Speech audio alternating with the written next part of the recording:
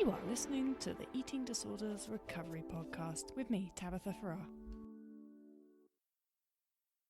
Hello there, welcome to this week's podcast.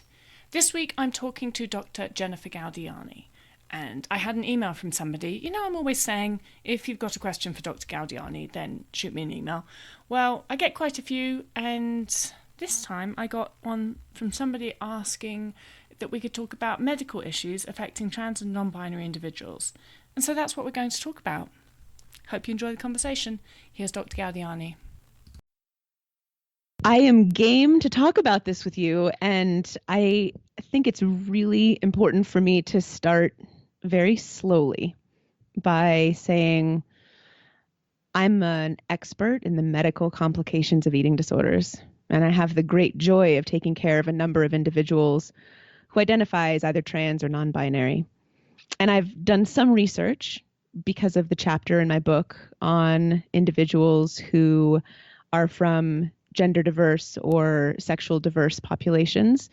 But this is not a point of expertise for me. And so I really want to say, I myself am cisgender and experience cisgender privilege, and that I do not consider myself to be an expert in this topic, but I'm happy to share the little bit that I know and have great hopes that you, Tabitha, will bring somebody who's really from this group of patients to center their voice, their lived experience, and perhaps their professional experience here in ways that will be vastly superior to my own.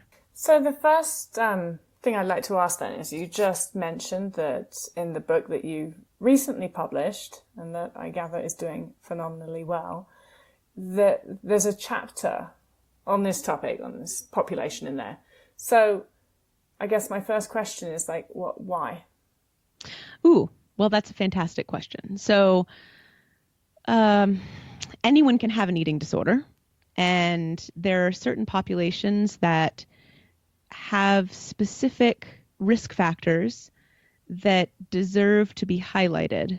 And some of those populations in particular have not received adequate evidence-based, peer-reviewed research investigation. And so I thought it really important, even though, again, I'm by no means an expert. I consider myself an ally, or perhaps, as someone likes to call it, a co-conspirator.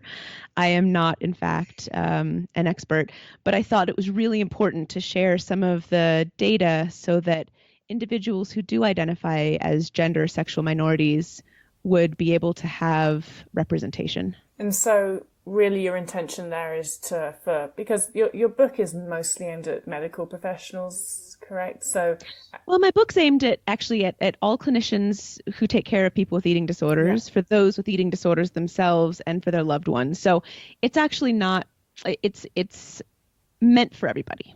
And do you think that clinicians in general, they need to have more awareness of more diverse populations? We all do. Mm-hmm.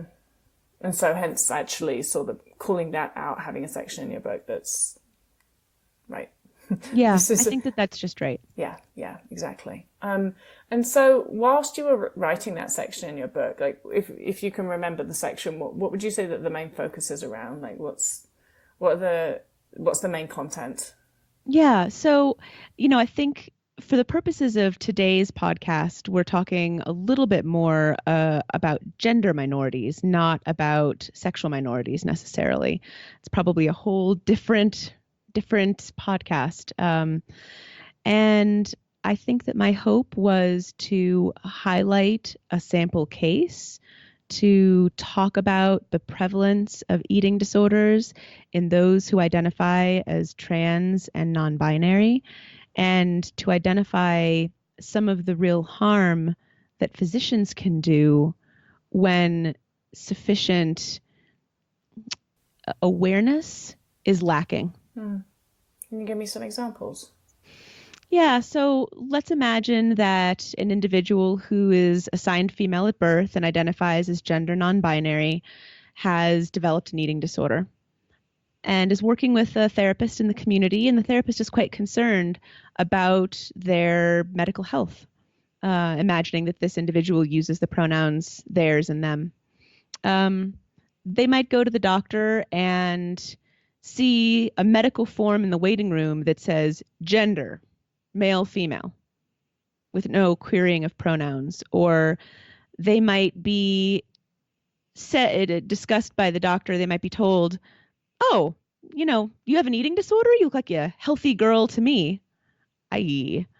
And let's say that perhaps, as can occur, one of the sustaining features for their eating disorder, perhaps their caloric restriction or the purging, is to cause sufficient stress that the body stops menstruating, because having a period feels gender dysphoric. The doctor in such a case might say, oh, you've lost your period. Let's make sure we get you on the pill to jumpstart your jumpstart your period. Those are the kind of things that are really catastrophically alienating, I think, to patients, and not only result in worse healthcare, but actually result as in the course of alienating someone in a great deal of psychological and maybe medical harm. When you say results in worse healthcare, how are you defining healthcare there? Well, somebody who has been alienated and insulted, perhaps implicitly or explicitly, by the medical system is a lot less likely to go to a doctor if something's happening. So if they have a fever or if they've got something that's really going on, they're more likely to postpone seeking appropriate medical care because of prior traumas. And that may well result in worse outcomes. Mm-hmm. Furthermore, if someone does seek care and the clinician doesn't have adequate fluency or thoughtfulness around the type of individual that this person is, for instance, the physician who says, let's put you on the pill to jumpstart your period. Well, that just misses the point completely. And I think ends up with suboptimal outcomes just due to ignorance, even when there's not an intention willfully to exclude someone. Right, because they might be thinking that they're doing the very best thing by that person by putting them on the pill so that they get their period back, and not understanding. Yeah, like you said, they're just completely ignorant. It's not because they're actually intentionally trying to do harm. Right, and yet, medical care providers theoretically should be seeking to care for every person. There's that old tension between intention and impact. The physician's intention might not have been to alienate and harm, but the impact occurred, and we can't excuse that based on the whole, I didn't mean to. At least beyond a certain point, we've really got to be aware of that as a problem. Mm-hmm, absolutely. All right, so that's that. I think that's helpful as a sort of like base there. Just that question that we had written down: medical issues affecting trans and non-binary individuals with eating disorders. Well, medical issues is a pretty broad term. So what comes to mind when you're even faced with that sort of question? Yeah.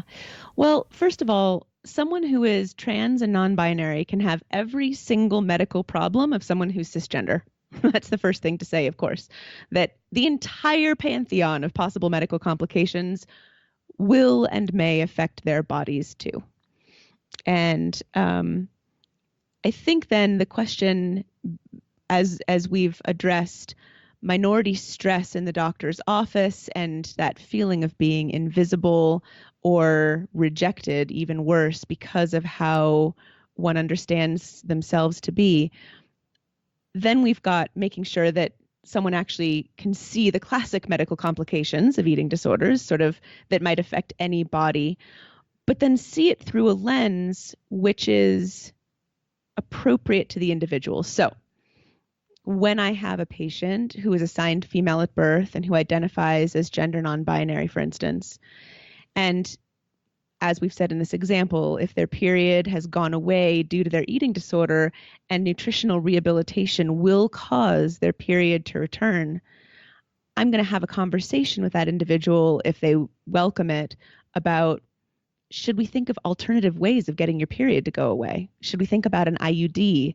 Should we think about something that helps to affirm your gender identity and permits you to progress in your recovery work? So I think that that's a really important example. Another trans-specific medical issue that's quite interesting and important is, it turns out that high-dose estrogen of the sort a trans woman may well have chosen to take when she's transitioned causes, stay with me on this nerdy topic, phosphorus to be spilled into the urine. So let's say that a trans woman admits to an eating disorder program or is in the outpatient setting, and they progress through nutritional rehabilitation, where we think about refeeding syndrome as characterized by low blood phosphorus levels. Because of the estrogen she's taking as a gender confirming medication, she will actually have a higher risk of low phosphorus that persists much longer than her cisgender peers. And unless we know to look for that, most people are through a risk for refeeding syndrome within 2 to 3 weeks of really beginning to take in calories. There was a good paper written in a case study that showed that low phosphorus can go on for many more weeks. So let's be aware of that so that someone doesn't come to harm from clinically significant low phosphorus because we didn't know to check it. That's the kind of sort of very specific medical finding that's worthwhile, I think. Yeah, that's incredibly worthwhile, isn't it? As well, I think when we come back to the question of clinic paperwork, my COO, Amy Becker, has been enormously instrumental for our clinic getting better about this topic. Again, I'm not an expert, but we're really trying to get better. And all of our paperwork asks in the demographics part for sex, because if we're talking about medically relevant pieces of information, sex is male, female, intersex. That's sex. We also ask patients if they'll share their pronouns with us. And then if it feels clinically relevant in the course of how they wish to self-disclose at any point in their care here, they'll find a very warm, open, happy, positive staff to be listening to what their narrative includes. But I think that's important too. In fact, Amy even reached out to our electronic medical record to try to get them to change their verbiage from gender, binary male, female, or even male, female, other, which doesn't cover it, and really change it to sex. So there are little subtle details like this that I call subtle, but may feel existentially reaffirming or rejecting to someone for whom this is a major aspect of their life. Absolutely. Well, we could arguably say that the biggest medical threat to anybody is not wanting to go and see the doctor. And if you don't feel that, if you don't even feel there's a starting point for making whoever your treatment provider is understand you, then why would you go and see the doctor? And that is something I hear all the time, not just on this topic, but many just like, I don't want to go to see the doctor because X, Y, Z. And most of the time it is to do with identity stuff and actual, you just don't get who I am. So therefore, what they're going to say to me is not going to be relevant to who I am. Yeah, and even beyond don't get who I am, they reject who I am. Oh, there's that too. They imagine that who I am is a source of problems for me when it may be my greatest pride and joy. There's so much that we medical providers have to do better on this score. There are some good data that have emerged from the literature, and it's probably worth mentioning those data as far as prevalence of eating disorders and eating disorder behaviors in trans and non-binary individuals. One of the challenges, as we talked about at the beginning, is that the literature is inadequate from the get-go, but then even studies that are larger that seek to investigate the experience of the broadly defined LGBTQ plus community may not be sufficiently powered to investigate trans and non-binary individuals specifically. And so again, we always need more research, but we've got some, and I'd love to share two studies if I might, please. One of them is from the journal Transgender Health from 2018, and it studied 450 transgender adults in Massachusetts. And the breakdown of the individuals in this study were that about a third were assigned female at birth and currently and identified as gender non-binary. About a third were trans men. 9% were assigned male at birth and gender non-binary, and 28% were trans women. So quite a nice selection across the board of different individuals. And interestingly, in this study, those who were assigned female at birth and identify as gender non-binary had the highest rate of self-reported and formally diagnosed eating disorders in their lifetime at 7.4%. which is quite a lot higher than the community averages. In addition, non-binary individuals were 3 times likelier to have had an eating disorder compared with trans-binary individuals. And, you know, one of the thoughts behind that, and again, I don't get into this too much because I'm medical and I'm not mental health background, so I want to be really careful to stay within my scope, but it's really important that we understand and not pathologize why people would engage in eating disorder behaviors as they perhaps attempt to look like the stereotypical construct associated with their identified gender. You know, the like, of course you're doing this. Of course you are. This makes perfect sense why you would end up in these behaviors, and to be very thoughtful and understanding. So that's one piece that I think is important. The other was a study of over 300,000 college students who were self-reporting. The second study is in the Journal of Adolescent Health from 2015.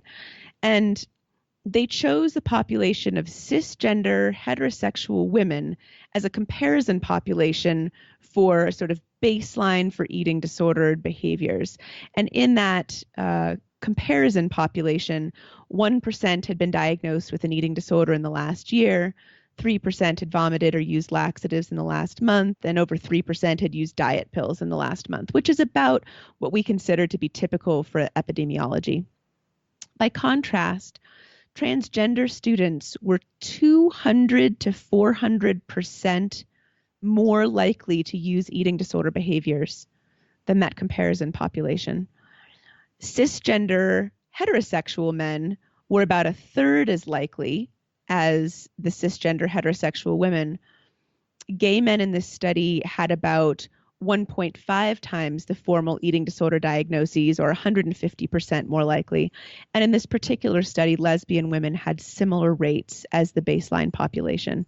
So, you know, again, we have a study showing that transgender students have the highest prevalence of eating disorder behaviors compared to their peers, and yet the stereotype of someone with an eating disorder, which we know is incorrect, is light-skinned, smaller-bodied, cisgender, straight, able, etc., a young. So once again, we are faced with the reality that our stereotypes are incorrect. So one of the things to think about as well is that physicians don't get much training on sexual and gender minorities. That's important. As I look back on my own medical training, I don't know that I remember a single dedicated lecture. It's been a while, but it was not a point of emphasis. So when we think about the medical setting into which these vulnerable patients are placing themselves, unless a medical provider has deliberately sought out an improved personal knowledge there was not a structure in place for this to occur. And that matters. That matters as far as what kind of medical provider the individual find themselves up against. Yeah. And so that's kind of a bit crazy to me that unless a medical provider went out and educated themselves or intentionally did, they wouldn't actually have much education on probably many topics, actually. I know that's relatively true for eating disorders as well. True. And not everyone can know everything, of course, but this feels like a population where physicians need to have a lot greater awareness. I myself, in all humility, continue to want to learn and grow, develop, challenge old things in place that I'm not even aware of so that I can do better and be inclined to cause less harm. One thing I've learned in the course of my clinical practice, for instance, is if I misgender a patient, I have learned not to cause a microaggression by stumbling over myself to apologize. Oh, I'm so sorry. How can I ever forgive myself? Can you ever forgive me? This is terrible. That's a microaggression. So to say a simple apology and acknowledgement and a reset feels much more thoughtful and appropriate, because no patient should ever be asked to offer forgiveness for a transgression, in that setting. Huge thank you to Dr. Gaudiani for taking the time to talk to me. I just love how Dr. G is always open to talking about any topic that we can throw at her, and always has insight.